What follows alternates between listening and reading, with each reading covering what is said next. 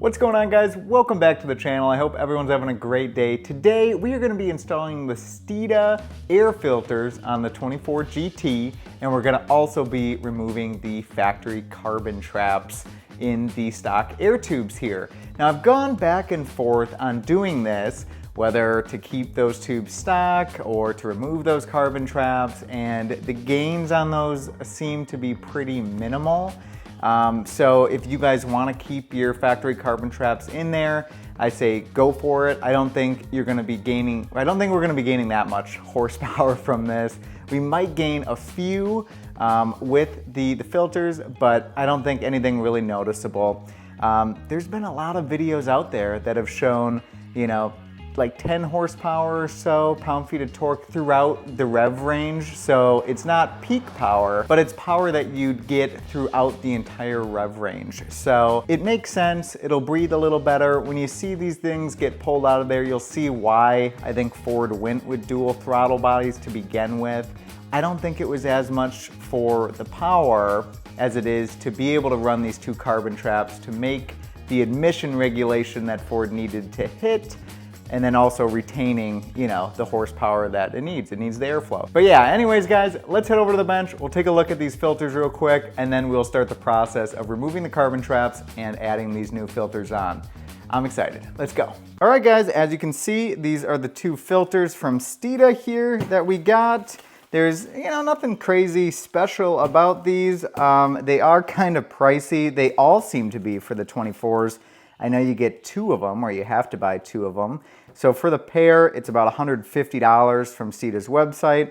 And I know that's a little steep, it seems like, for air filters, but the OEM ones are still pretty expensive to get two replacement, cotton filters, or not cotton filters, but whatever the paper factory ones are. So it definitely makes sense if you're gonna just replace those filters and you're gonna keep everything the same, even if you don't do the carbon trap deletes.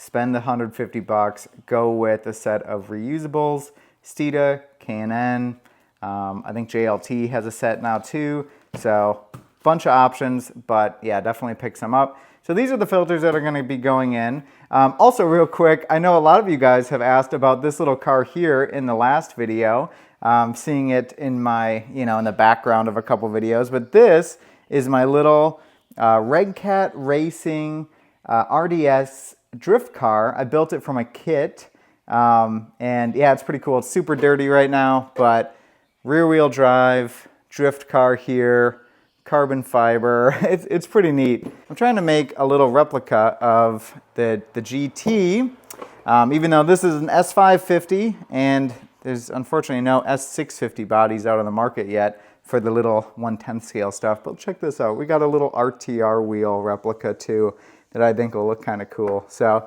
anyways, that's it. I thought I'd address it. On to what the video is actually about here, guys. We're gonna be replacing the filters in here and taking off the air boxes. These are super dirty, and I'll show you that in a minute, with just like 6,500 miles on it. But we gotta take off the tubes here. You got a bolt up here, a couple connection points to a sensor here, and a hose up here. And then we'll just pop the filter off, a bolt down here. They come out pretty easy, and then we'll show you those carbon traps inside and remove those, throw it all back together, and maybe we'll take it for a rip and see if we feel any difference. Oily. So first things first, just pop off these covers here. Be careful not to damage the signatures. Then I think we're gonna just pop this sensor out first, which looks like that came out really too easy, probably. Then we got this one up here. Just like that. Sensor on this side. Little 7mm up here. And this one, not bad. And we'll pop this little connector out of here, this little push tab.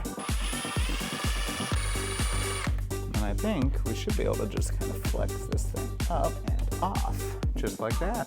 That is pretty dang dirty. For only, 6,500 miles, pretty filthy. Get this one out. Let's see what this one looks like too. I'm guessing, if I was a betting man, that it's gonna look pretty much the same. A little bit less. Still disgusting, but a little bit less. Yeah, it's pretty dirty in there, man. Pretty dirty.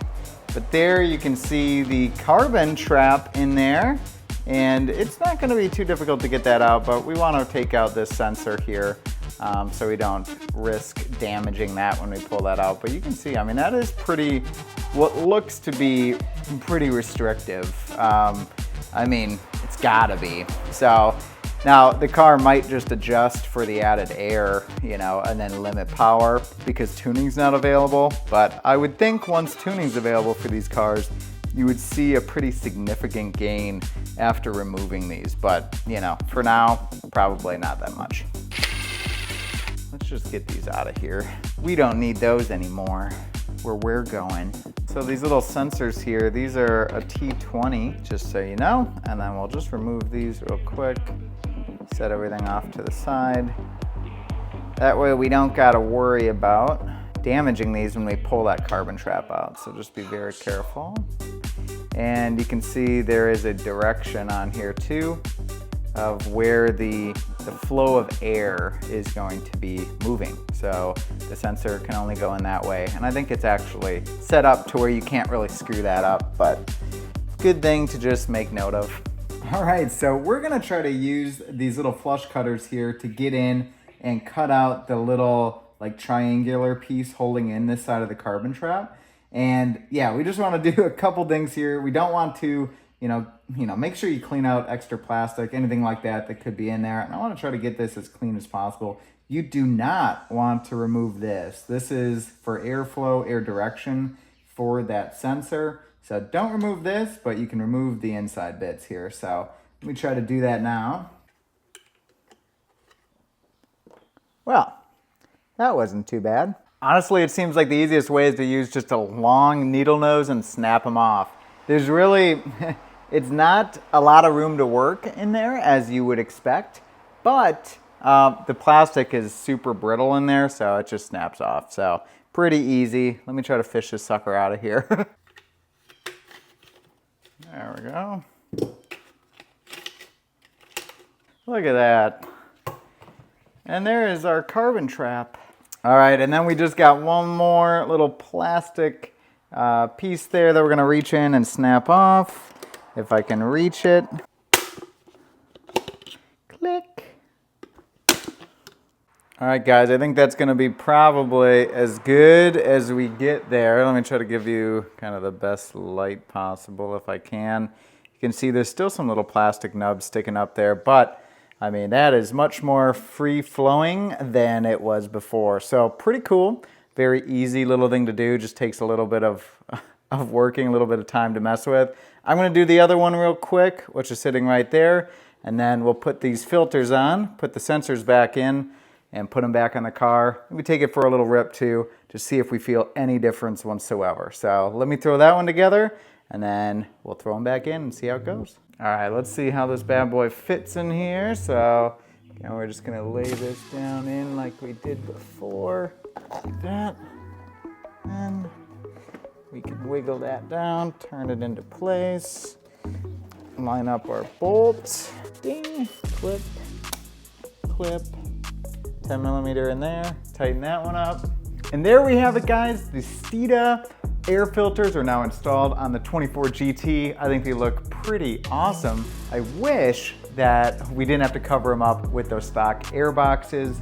But if you guys have seen Whipple's new air box design, those actual air boxes show to fit on the stock tubes here. So for all of us NA guys right now, we could get those stock or those Whipple air boxes that have the seal for the hood. I think we get a lot more sound out of them. I think they're like 400 bucks yet. So depends what we want to do. You could also wait for JLT to release theirs, but as of right now, I want to hear what it sounds like with the lids off, and then we'll obviously put it on, the lids on while we're driving, because we don't have any seal up here, guys, so it would be kind of counterproductive to run the car without the air boxes on there. We would then have a hot air intake, which we don't want to do. So carbon trap's now deleted. We got the air filters on. I think we start it up, see how it sounds, and then we'll take it for a little drive and I'll give you my first impressions. So let's do that.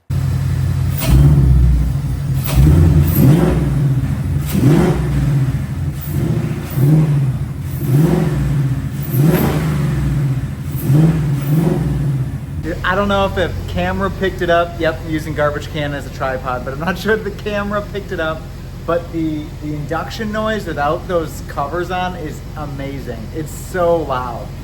But what is it truly like with the covers on? Well, let me throw them on there. We'll do a couple more revs and see what it sounds like.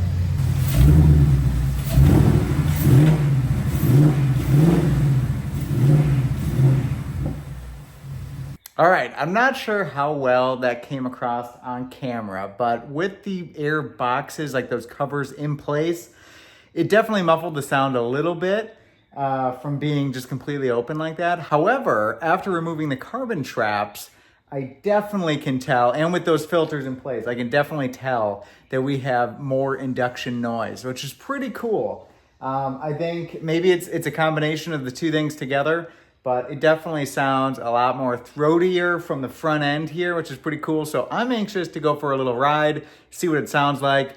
So let's hop in the car, just do a quick little drive, and we'll see what the little first impressions are of this, and see if it's worth it for you guys to do it. I think just the peace of mind of having those filters on there and being able to clean them definitely is a win for 150 bucks.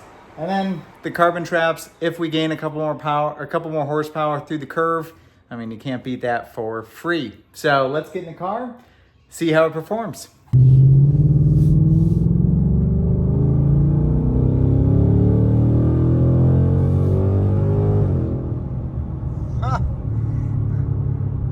I don't know, man. I've been driving around now for a few minutes, and this might be a complete placebo effect, guys, but the car feels to me that it is a little bit more responsive and doesn't feel like it's working as hard down low. So that might be that, you know, you picked up a few foot-pounds of torque at the lower RPM band there, which this car, you know, needs for sure.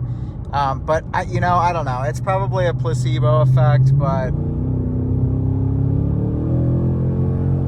I don't know. I mean, it does feel like it seems like it's breathing easier. I hate to say like, oh yes, we gained, noticeable horsepower from this, because I don't know, from the dynos and stuff, I know that it's probably not the case, but honestly, as just a seat of the pants kind of feel here, it feels pretty deep. Now, I'm not going to say it's like night and day, but like, it does feel like she picks up a little bit, man. You know, that's just part throttle. I'm not like going full throttle on it, but it does feel pretty dang good. And as far as induction noise goes in the cabin, I don't hear much. So, you know, with the air boxes, you know, closed like they are right now. So, I don't know, if we got some open air boxes, we'd probably, you know, hear a bit more, which would be kind of cool. I hope to do that in the future. But man, yeah, I'm impressed. Overall, guys, for a complete, you know, pretty much free mod, you could do it with the stock filters. But if you spend 150 bucks on replacement filters that you can clean and maintain, you know, they'll pay for themselves. I mean, in just a few, you know, washes basically, and you can have them for a long time. So pretty cool. Do I recommend doing it? I think so, man. I mean, to me, it feels like she breathes a bit easier, and I don't know, I'm liking it. Anyways, guys, I hope you enjoyed the video. I hope it was helpful to someone looking to do the same. And if you guys want to see more content like this, hit that like button for me. It helps me out a ton. And make sure to hit that subscribe button as well. And we will catch you in the next video. All right, guys. Bye.